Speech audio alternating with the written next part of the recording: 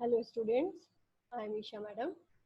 In last video we discussed about the algal bloom eutrophication and today we discuss about the a case study of integrated waste water treatment. तो बेटा इसके अंदर हमने एक case study से पहले पढ़ी थी जो हमने सीएनजी के लिए पढ़ी थी। तो इस चैप्टर में जितने भी केस स्टडीज हैं they are very very important और सब जो है वो एग्जाम्स में पूछी जाती है। ये केस स्टडी भी आपकी 17 में आई थिंक 2018 में जो आपका बोर्ड एग्जाम हुआ था उसमें ये केस स्टडी आई थी। तो केस स्टडी जितने भी चैप्टर के दे आर मोस्ट इम्पॉर्टेंट, तो उनको बहुत ध्यान से हम लोग पढ़ेंगे और डिस्कस करेंगे।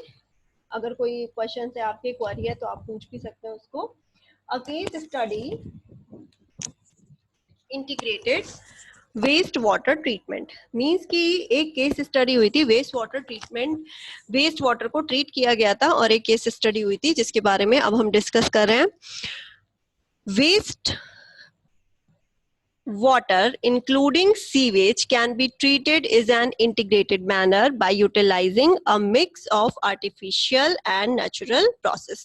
तो ये जो वेस्ट वाटर ट्रीटमेंट था इसके अंदर दोनों आर्टिफिशियली भी और नेचुरल प्रोसेस यूज की गई थी। An example of such an initiative in the town of Arcata situated along the northern, या आप ध्यान रखेंगे आर्केटा में था नॉर्दर्न कोस्ट ऑफ कैलिफोर्निया में। इसके ऊपर ये मतलब इस जगह पर ये केस स्टडी हुई थी। इसमें biologist from the Humboldt state university the towns people created an integrated waste water treatment process with the natural system, और उसको एक नेचुरल सिस्टम पे प्रोसेस किया गया था। जो सीवेज वाटर था उसको जो है वो ट्रीट किया गया था। The cleaning occurs in 2 stages, जो क्लीनिंग थी वो 2 स्टेजेस में अकर हुई थी।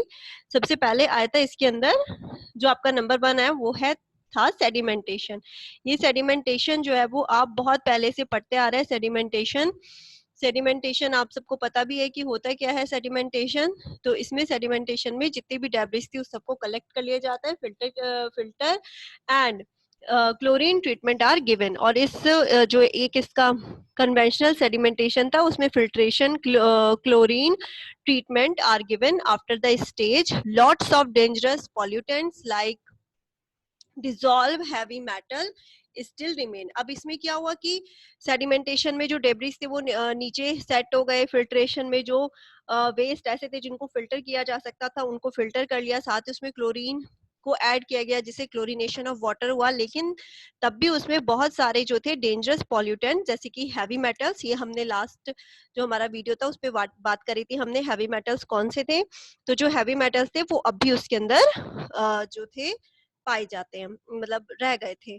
To combat this an innovative approach was taken and जो इसका सेकेंड स्टेप था the biologist develop a series of 6 connected marshy areas over 60 hectares of marshland. तो उन्होंने 60 हेक्टेयर मार्शलैंड पे 6 सीरीज में कनेक्टेड मार्शेस जो है वो बनाए थे। 60 हेक्टेयर्स ऑफ मार्शलैंड पे उन्होंने जो क्या करे 6 जो है वो अलग अलग मार्शी एरियाज को सेक्शन वाइज उन्होंने अलग अलग कर लिया। अप्रोच प्लांट्स एल्गी, उन्होंने अप्रोप्रिएट प्लांट्स लिए, एल्गी लिया, फंजाई लिया, bacteria were seeded into the area, और उन्होंने वहां पर उसको ग्रो करा।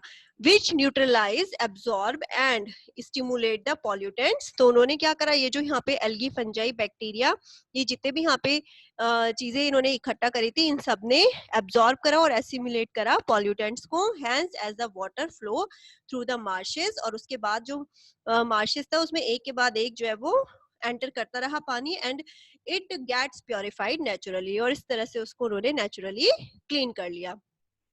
तो इसके अंदर 2 प्रोसेस, एक आर्टिफिशियल और नेचुरल, दोनों ही प्रोसेस इसके अंदर यूज करे गए थे।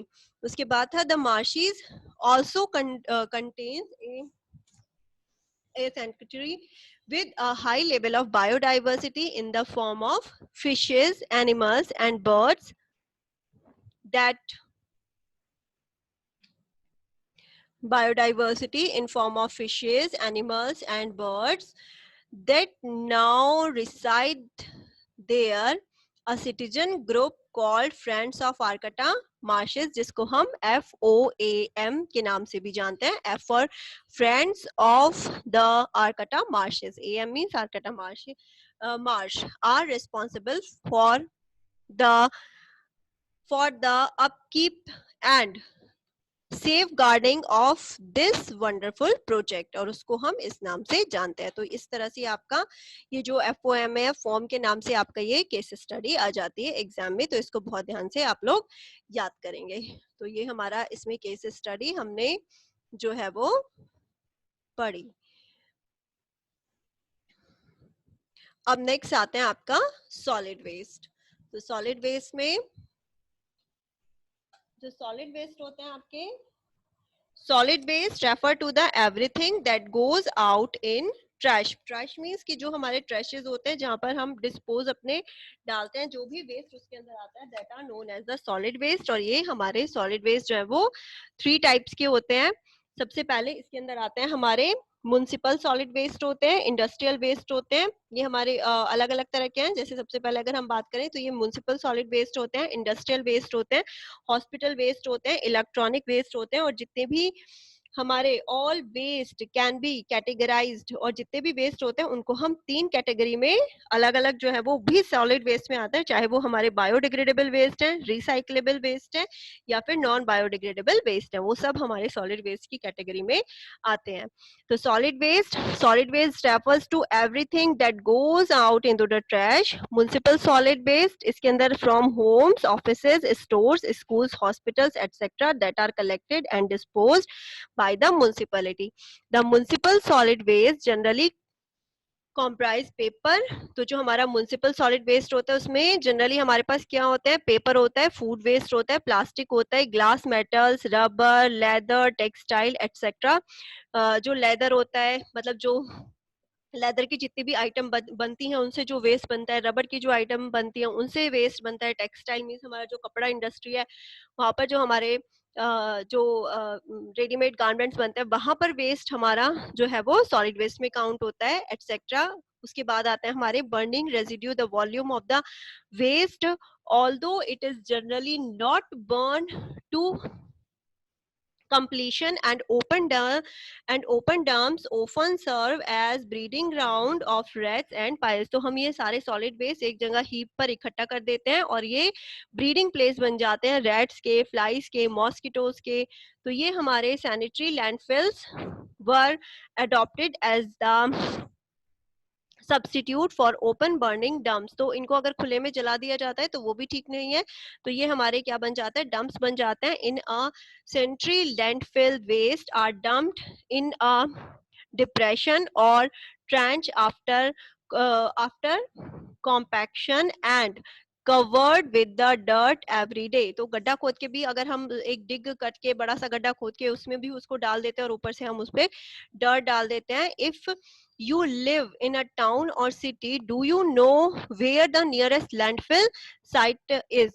अब सबको पता है कि जहां भी आप लोग रहते हैं वहां पे कोई ना कोई एक लैंड ऐसी होती है जहां पर ये सारा लैंडफिल जो है वो जो डिस्पोज किया जाता है, ये सारा गार्बेज इकट्ठा कर दिया जाता है। Landfill are also not really much of a solution since the amount of garbage generation especially in the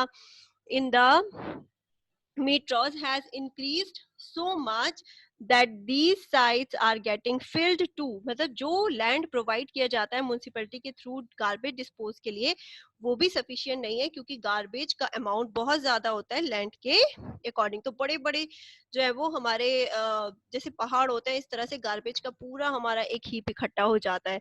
a solution of all a solution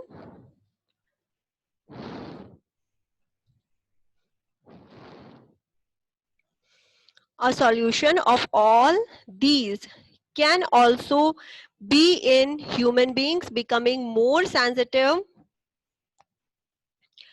to these environment issues.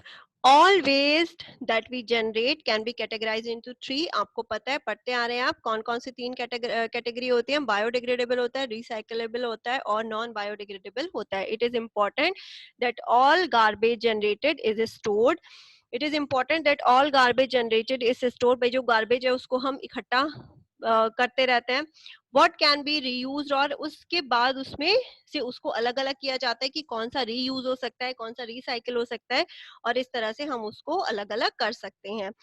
It is important that all garbage generated is stored.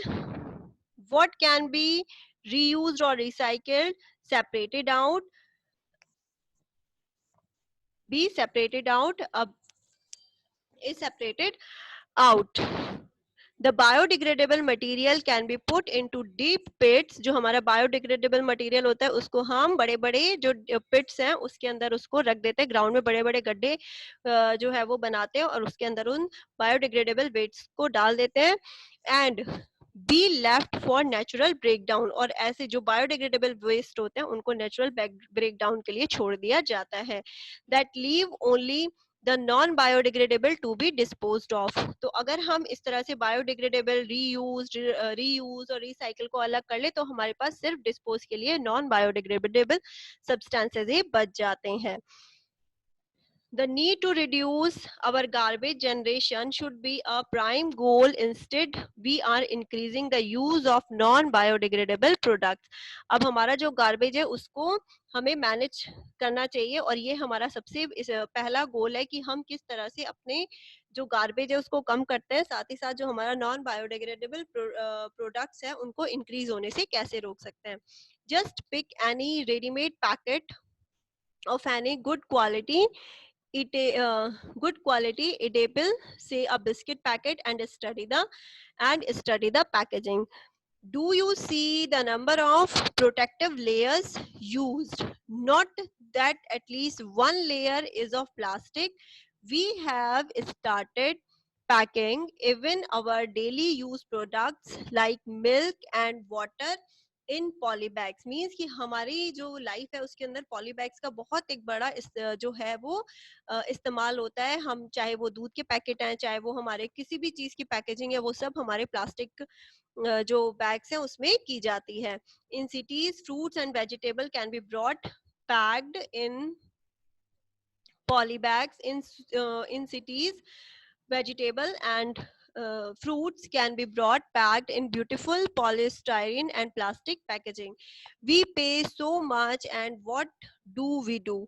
हम इन सब के लिए बहुत पैसा खर्च करते हैं, लेकिन हम क्या कर रहे हैं? Contribute heavily to environment pollution. हम कहीं ना कहीं अपने environment के pollution के लिए responsible हैं.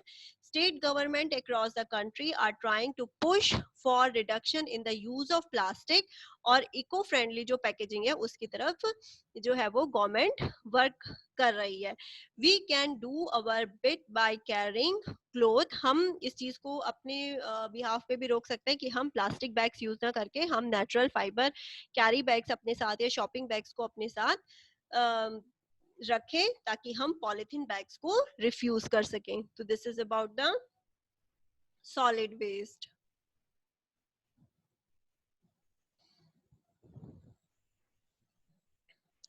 Now, case study of remedy for plastic waste. This case study we discuss in next lecture. Thank you, class.